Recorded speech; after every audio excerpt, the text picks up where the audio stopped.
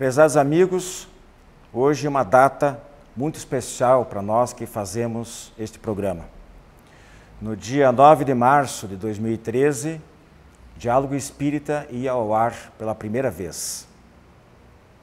Portanto, nós estamos comemorando 2 anos de programa. E motivo este de grande felicidade para toda a equipe, alcançada graças ao trabalho, à dedicação da equipe, aos nossos apoiadores culturais e, acima de tudo, a Deus, nosso Pai, que nos permitiu desenvolver esse trabalho, a sua bondade, as energias espirituais e até mesmo físicas que Ele nos concedeu para que nós levássemos a bom termo até aqui esta tarefa. A vocês todos que nos acompanham, nos têm prestigiado, queremos compartilhar dessa nossa satisfação, dessa nossa alegria e que nós possamos estar juntos ainda por muito tempo. Muito bem, nosso programa de hoje, nós vamos saber como podemos transformar homens velhos em homens novos, obviamente, espiritualmente falando. Voltaremos também a falar sobre a mediunidade e depois, no quadro As Razões dos Fatos, o porquê de afirmarmos que o Espiritismo é cristão. Então, com vocês, iniciando o 3º ano no ar do programa Diálogo Espírita, a partir de agora.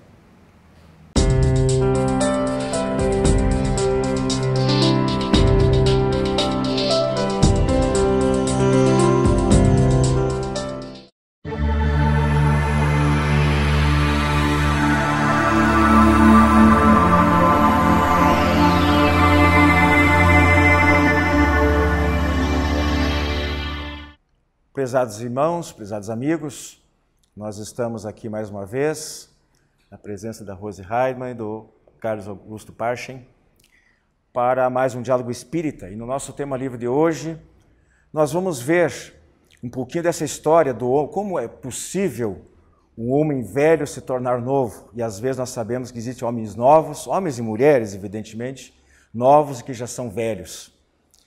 Velhos pelos hábitos, trazidos milenarmente através das múltiplas reencarnações e com as quais nós trabalhamos, temos uma dificuldade imensa de mudar esses maus hábitos, esses velhos hábitos e nos renovar para o futuro, onde nos aguardam as maravilhas da paz, as alegrias, o bem-estar espiritual, a felicidade, para resumir. Nós lembramos, ao falar disso aí, de Paulo de Tarso, ou de Saulo, antes, até então, quando na estrada de Damasco é atirado ao chão e é tomado pela cegueira. E então lhe aparece Jesus que lhe pergunta: Saulo, Saulo, por que me persegues? Ali começa a transformação abrupta de Saulo, que passa a ser Paulo, em relação ao Cristo, que até então ele perseguia de uma maneira implacável, como a história nos conta. E ele passa a ser um defensor, um trabalhador, um propagador da doutrina do Cristo. E entre essas pregações depois, numa das cartas que ele dirige aos Efésios, ele fala justamente disso, da necessidade do homem novo substituir o homem velho. Então eu queria que vocês tecessem as considerações iniciais a respeito desse tema. Na verdade, nós temos que buscar dentro de nós um homem novo. Que bom que pudéssemos fazer isso com o corpo, mas não podemos, mas podemos fazer com o nosso espírito. O homem novo, ele está sempre latente, esperando ser burilado, esperando poder aparecer, que ele foi plantado em nós pela lei divina. Cabe a nós saber romper os liames, do nosso atraso em relação à percepção das leis de Deus e do nosso comportamento e deixar aflorar esse homem novo, que não vai ser tão abrupto como Paulo, Saulo, mas que podemos fazer crescer e aparecer dentro de nós, sim. Pois é, Rose. o caso de Paulo ou de Saulo foi excepcional. Como foi excepcional, talvez a gente... provavelmente muitos anônimos que a gente desconhece. Mas há outros casos aí. A gente, independente dos questionamentos que possam fazer históricos em relação, por exemplo, a Maria de Magdala, a figura de Maria de Magdala, muita gente contesta e questiona até a sua própria existência, mas vamos nos amoldar ao que nos conta a história. Maria Madalena também, ao conhecer o Cristo, ela se transformou de uma maneira muito, muito visceral, digamos assim, né? Mas na nossa atualidade, no nosso dia a dia, eu lembro algumas situações em que pessoas dão o seu testemunho de uma transformação rápida, abrupta, que, como o Parchin bem disse, são exceções. E a gente vê essas situações, às vezes, quando uma pessoa passa por uma doença muito grave, muda completamente a sua maneira de ver a vida, né? Um transplante, quando ela já está, às vezes, no limiar da desencarnação, sem esperança, ela consegue aquilo que, para ela, é um verdadeiro milagre, porque alguém doou para ela um órgão que lhe dá uma sobrevida, talvez, de muitos anos, e as próprias EQMs, que são as experiências quase morte, que também diz que a pessoa, quando chega, pega aquele túnel de luz e bate do outro lado de lá, ela muda completamente. Se ela não acreditava em Deus, ela passa a acreditar. Se ela não acreditava na sobrevivência do espírito, ela passa a acreditar. E aí ela muda todos os seus valores, a maneira de ver, o comportamento interpessoal e tudo. Mas, de um modo geral, a coisa não funciona assim, é devagarinho, né?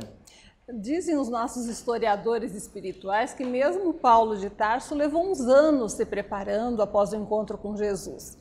Que suas primeiras manifestações públicas, né, foram ainda já de profunda sinceridade, conversão à lição do cristianismo, mas ainda menos controladas, porque ele tinha um temperamento extremamente sincero e até um tanto rude, pelo que relata. Entretanto, nós temos possibilidade, seguindo o exemplo de Paulo, possivelmente Maria Madalena, não é? De analisarmos isso no nosso dia a dia. Quando nós estamos sinceramente envolvidos em determinadas formas de viver, de pensar, quando buscamos com sinceridade alguns objetivos e atingimos, até pelas experiências externas ou por um estado interior, né, de conscientização, muitas vezes provocado mesmo por essas experiências que você relatou, atingimos um outro nível de consciência, passamos a enxergar a vida de outro modo, nós amadurecemos. Atingimos determinadas etapas de valores, determinados níveis de valores que nos possibilitam buscar outras coisas. Quando nós estamos acostumados a nos devotar com sinceridade àquilo que nós buscamos e nos convencemos de que o que devemos buscar está além do que até então vínhamos perseguindo, nós mudamos. Mudamos por quê? Porque temos outra meta. É por isso até que a doutrina espírita, ela nos facilita muito esse processo. Nós enxergamos como é a realidade espiritual, não só pelo conhecimento revelado pelos espíritos, codificado por Kardec, mas até no contato com os espíritos, nas comunicações mediúnicas. Nós sabemos o que acontece com a alma após o desencarne e que consequências ela enfrenta das escolhas feitas. Isso, de uma certa forma, nos motiva a nos identificarmos mais com esses valores permanentes, que mesmo na vida espiritual são válidos e cada vez mais valorizados para o nosso progresso. Pois é, você diz que motiva, eu vou além. Eu acho que além de motivar, pressiona. Chega um determinado momento da nossa caminhada que não há mais volta. Ou o indivíduo avança a passos firmes e decididos, ou ele perde toda a estabilidade, porque ele já conhece Kardec, né, Parchin? Ele dizia que o progresso intelectual antecede ao moral. E que o moral, às vezes, nem sempre segue o intelectual de imediato, né? Mas esse conhecimento intelectual, mesmo que você, quando você chega naquela situação que você sabe, mas não pratica, o que é uma situação lamentável, né? Mas muito comum, dadas as nossas fraquezas pessoais que todos nós temos, então ele fica naquela situação em que ele tenta adotar o procedimento do avestruz, enfiar a cabeça na areia, na terra, para não fazer de conta que não está vendo a situação. Mas a consciência, a cobrança em torno dele vai se fazer presente, porque ele sabe que ele já conhece a verdade, uma parte da verdade. E aí ele vai ter que, não tem mais como se omitir perante si mesmo. Não é perante os outros, nem mesmo talvez perante o Criador, mas perante a sua própria intimidade, né? E nós temos também que considerar que nós dispomos, ou a evolução nos deu essa possibilidade, a lei divina, de uma ferramenta poderosa de mudança chamada dor. A dor, ela muitas vezes, nós temos uma mania de muitas vezes usar um axioma, a dor resgata, ou a dor redime, o que não é verdade. Ela é um baita motor de impulsão para que nós mudemos. Às vezes, se nós não trabalharmos a dor com isso, nós voltaremos e vamos sofrer. Mas entendendo a razão da dor, nós mudamos. Evidente que o Espiritismo não trabalha com testemunho, nem estamos aqui para dar testemunhos de vida pessoal. Muitas vezes não é nem didático, mas eu recentemente sofri uma dor muito grande de um familiar enorme. E para trabalhar essa dor, eu tive que deixar surgir um novo ser dentro de mim. E tirar muitas daquelas couraças que eu ainda mantinha, daqueles problemas. E eu tenho certeza que essa dor me mudou para muito melhor. Fez aflorar em mim coisas que eu estava esquecendo, que estavam adormecidas. Então a gente tem que entender as mensagens. A natureza, como é divina, ela é perfeita e nos envia sempre mensagens. Nós temos que saber interpretar a mensagem que está nos sendo dada e mudar. Rose, existe até um livro chamado Educação dos Sentimentos, do Jason de Camargo. Não sei se vocês conhecem, mas mesmo que não conheça o livro em si, mas acredito que a ideia que está contida no livro é aquela que nós entendemos como necessária. Para essa mudança gradual, há a necessidade de muita disciplina, de muita autodeterminação, de muita força de vontade.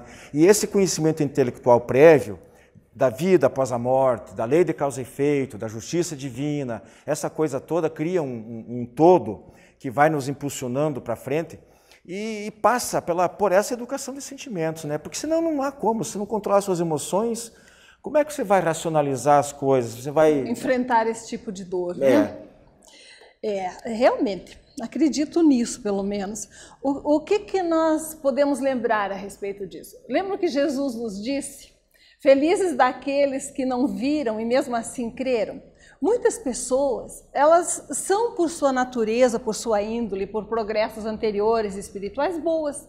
Elas renunciam, elas são anônimas no que fazem. Onde estão? São formiguinhas que trabalham pelo bem coletivo, apoiando a família, apoiando o familiar enfermo, ensinando, não é? Num magistério pouco reconhecido, às vezes, atendendo num consultório mesmo aquele paciente que não tem recursos. Essas pessoas já têm valores espirituais construídos em direção ao bem. O espírita, aquele espírito que precisa um pouco mais, não é, para se tornar bom, precisou se convencer racionalmente, precisou ter o contato com aqueles que já desencarnaram para saber o que lhes aconteceu. Ele tem impulsos externos extras. Isso é um instrumento de progresso que nós não podemos desprezar. O conhecimento, ele não nos permite espaço para nos acomodarmos, pelo menos, com as nossas condutas que não são compatíveis com esses ideais já vislumbrados. Então, nós somos empurrados, não é, Wilson, para a mudança. É óbvio que não é uma mudança abrupta. Nós temos em nós hábitos, costumes, principalmente, acho terrível, o comodismo, não é? O esforço de mudar exige muito. Mas quando nós tomamos o contato com essa realidade espiritual que existe, com a notícia de que somos imortais, que não vamos acabar nunca, que vamos viver em esferas de sabedoria e amor cada vez mais plenas, dependendo da rapidez do nosso esforço, nós nos motivamos para essa mudança. E educar o sentimento é a base dela. Porque o conhecimento intelectual, muitas vezes, nos dá uma ilusão de que somos melhores do que os outros, uma ilusão indevida.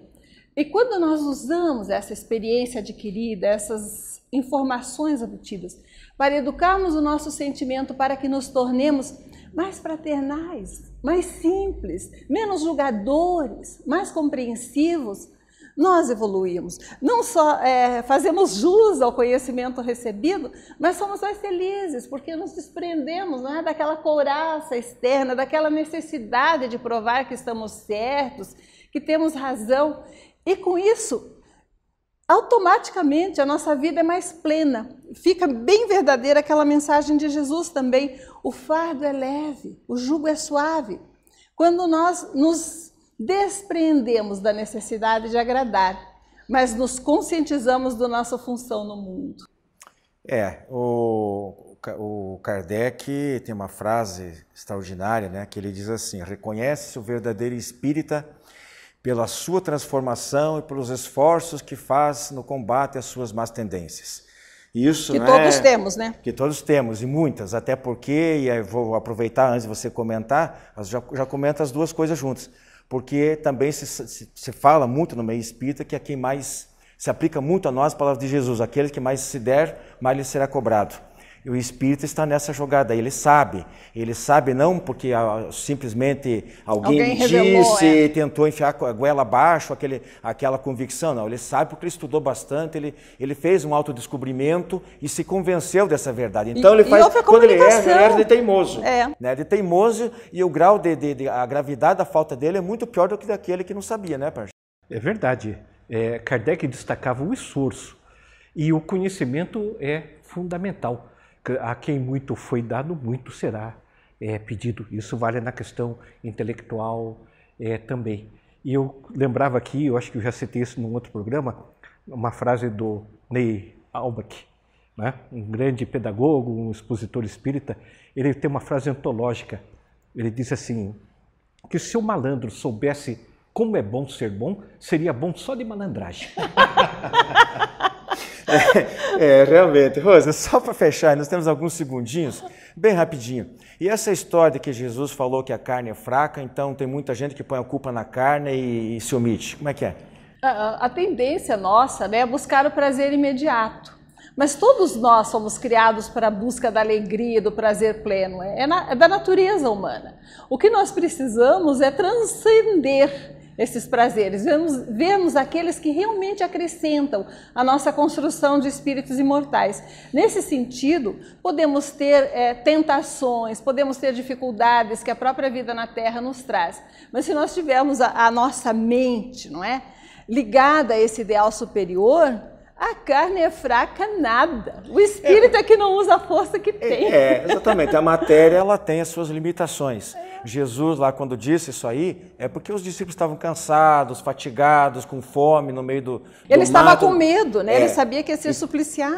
Então temos que contextualizar isso aí, as palavras de Jesus da época, para a banalização dessa frase que tomou conta por aí. Meus irmãos, nosso tema livre de hoje fica por aqui e nós segue nosso programa com as outras atrações. Até mais. Revista Ser Espírita, o espiritismo sintonizado ao século XXI. Os princípios fundamentais da doutrina espírita sob a ótica da filosofia, ciência e religião. Revista Ser Espírita, um novo olhar sobre a vida. Para adquirir as edições avulsas e encadernadas, visite o site www.serespirita.org.br. Mães de Luto é um dos últimos lançamentos da Editora M, que oferece um catálogo com mais de 400 títulos. Como o título da obra sugere, Mães de Luto trata da difícil experiência da morte física de um filho. Como a vida prossegue no além, é também um livro não só de esperanças, mas de certezas tranquilizadoras. Os pedidos de Mães de Luto podem ser feitos pelo e-mail vendas@editoram.com.br. O telefone é 19 34 97 7000.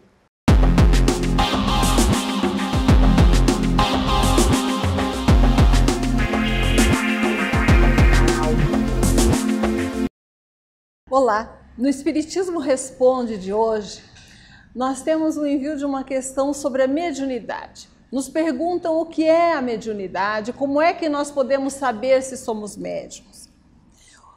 Sempre se ouviu falar de mediunidade, não é verdade? Hoje, talvez mais divulgada ainda do que nunca. Ouve-se falar de mediunidade daqueles que podem prever o futuro, unir casais de uma forma distorcida, em que as pessoas mercadejam seu dom, não é? E cobram por revelações que deveriam ficar apenas para o nosso crescimento espiritual. Ouvimos falar de mediunidade também quando as pessoas nos dizem: eu estou desequilibrado, estou nervoso, dizem que eu tenho mediunidade e preciso desenvolver, como se mediunidade estivesse de alguma forma ligada à ideia da doença e não da saúde. A mediunidade, diz-nos a doutrina espírita e nos ensina a história, existe de todas as épocas. Ela é própria do ser humano, é um dom orgânico, é a capacidade que ele tem de receber comunicações de outras mentes e transmiti-las. Nós podemos receber, muitas vezes até no dia a dia, de forma quase inconsciente, ideias de outras mentes ligadas à nossa, de pessoas encarnadas, e de alguma forma estamos sendo médiuns. Podemos também aprender a identificar as vozes mentais, os pensamentos dos espíritos que já não estão presos ao corpo físico e que desejam nos comunicar a sua experiência, as suas ideias, os seus pensamentos. A mediunidade em si é um dom que Deus nos deu. Se veio de Deus, não pode ser mal, é bom. Mas ela precisa ser bem utilizada, como todos os dons. Para que nós usamos a nossa visão, nossa audição, nossa capacidade de locomoção? Deveria ser para o bem. O dom de nós percebermos outras mentes, captarmos as ideias daqueles que não estão mais na Terra e transmitirmos essas suas mensagens, deveria ser um dom ligado à ideia do culto ao sagrado, àquilo que nos leva à vida superior, ao respeito à experiência do nosso próximo. Mercadejar com o dom mediúnico é diminuir a sua importância, mas usá-lo em plenitude requer sabedoria. Ninguém começa a exercer uma profissão nova, ou a dedicar-se a uma tarefa, ou começar até a cuidar de um jardim sem escolher as sementes, sem preparar a terra, sem ver que há uma boa provisão de água. Não é? Senão a planta não cresce. A mediunidade também, ela exige de nós, para ser direcionada para as suas melhores possibilidades, que nós estudemos previamente. Saibamos como ela funciona, porque ela é uma energia, uma possibilidade que nós temos de nos comunicarmos. Com ela, os espíritos nos contam que a morte não existe, que os nossos entes amados, que podem estar em qualquer parte, podem estar perto de nós. Se nós nos preparamos para o seu exercício correto, estudamos, aprendemos como ela funciona e, principalmente, usamos as suas possibilidades depois para trabalharmos no esclarecimento daqueles espíritos que precisem, na educação nossa, porque com a experiência que nós observamos, daqueles espíritos que já desencarnaram, nós adquirimos uma visão da vida muito mais ampla, porque nós sabemos o que acontece após a morte. Com isso, nós podemos e devemos aprender a servir mais, a usarmos as nossas possibilidades de captarmos as ideias alheias para construir o bem, para direcionarmos essa energia para o esclarecimento, para as possibilidades de auxílio, apoio fraterno àqueles que nos cercam. Quer uma coisa mais importante do que sabermos que o nosso ente querido, que perdeu o corpo, continua vivo? Ou podermos dar notícias dele com equilíbrio para alguém? Não tem.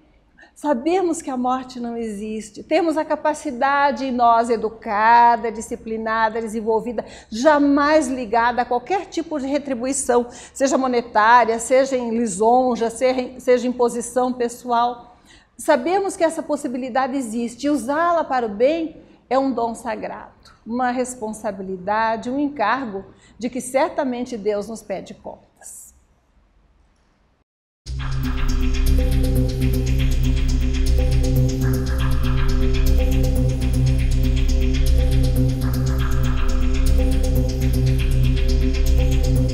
Prezados amigos, nosso quadro As Razões dos Fatos, como o próprio nome do quadro diz, a gente busca, dentro deste quadro, razões, motivos que justifiquem a defesa de certas ideias que a doutrina espírita e, por consequência, nós espíritas apresentamos, seja de princípios filosóficos, seja de afirmações científicas ou no aspecto religioso. Muito bem, hoje a gente vai tratar de um tema que causa uma certa discussão, que é o caso de se saber se o Espiritismo é ou não é cristão. Muita gente nega esse caráter ao Espiritismo. E nós vamos ver hoje aqui que há alguns motivos, algumas razões que corroboram, que dão a entender ou que podem nos fazer concluir de que o Espiritismo, sim, é cristão.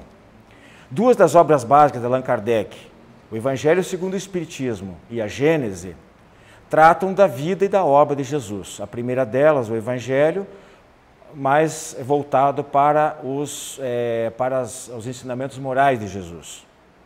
E a Gênese tratando mais dos milagres e das profecias, né? Com a interpretação dos espíritos e dos espíritos, por consequência, em relação a esses fenômenos produzidos por Jesus. Muito bem. Alguns dizem que o Espiritismo não é cristão, porque não acredita na Bíblia, por exemplo. Em primeiro lugar, nós queremos afirmar que não é bem verdade, porque nós respeitamos a Bíblia e temos a Bíblia como um livro de um valor inestimável do ponto de vista histórico-cultural. Segundo que o Velho Testamento não é o cristianismo. O Velho Testamento é um mosaísmo, é uma outra religião. O cristianismo, obviamente, só passa a existir a partir do momento em que Jesus começa o seu trabalho missionário, as suas pregações.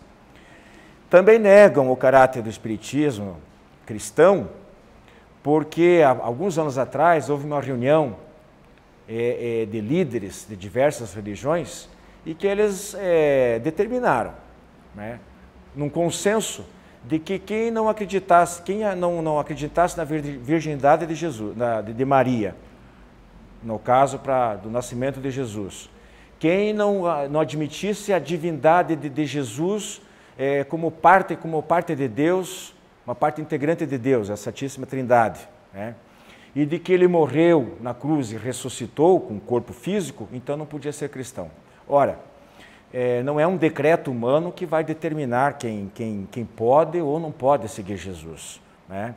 Aliás, a nossa concepção não é uma questão de rótulo, é uma questão de praticar os ensinamentos de Jesus.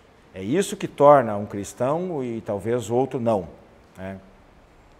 Então, a gente pergunta o seguinte, será que Jesus tem dono? Quem que pode se arvorar ao direito de dizer que o Jesus pertence à sua religião ou a daquele outro, do terceiro não? Não acreditamos que isso seja válido, né? Esse tipo de argumento. Até porque, na questão 625 do Livro dos Espíritos, Allan Kardec perguntou aos instrutores espirituais o seguinte: qual o tipo mais perfeito que Deus tem oferecido ao homem para lhe servir de guia e modelo? E a resposta que Kardec recebeu: Jesus. Para o homem, Jesus constitui o tipo da perfeição moral a que a humanidade pode aspirar na Terra. Deus nos oferece como o mais perfeito modelo, e a doutrina que ensinou é a expressão mais pura da lei do Senhor, de Deus. Porque sendo Ele o mais puro de quantos tem aparecido na Terra, o Espírito Divino o animava. Então essa expressão do Espírito Divino animava é por causa do caráter especial da missão de Jesus na Terra. Então vejam que até na obra básica da doutrina espírita, os Espíritos dizem: o maior modelo, o modelo mais perfeito a ser seguido por todos nós, homens, é Jesus. Então, se você fizer um levantamento, se você visitar uma casa espírita, se você falar com os espíritos, se você ler os livros espíritas, se você ler um jornal espírita, dificilmente você vai deixar de encontrar menções, às vezes muito demoradas, muito extensas, a respeito da exemplificação dos valores de Jesus, dos valores cristãos. Daí porque essa nossa afirmação categórica de que sim, independente do que os outros pensem, do que os outros falem, na nossa concepção, na nossa filosofia de vida, Jesus é a viga mestra, que é o caminho como ele próprio dizia, eu sou o caminho, a verdade e a vida. E é aí que nós nos refugiamos com todas as nossas energias, com toda a nossa fé. Ok, meus irmãos? Então, irmanados nessa fraternidade de Jesus, nós ficamos com o nosso Diálogo Espírita de hoje por aqui. Até a nossa próxima semana. Muita paz a todos.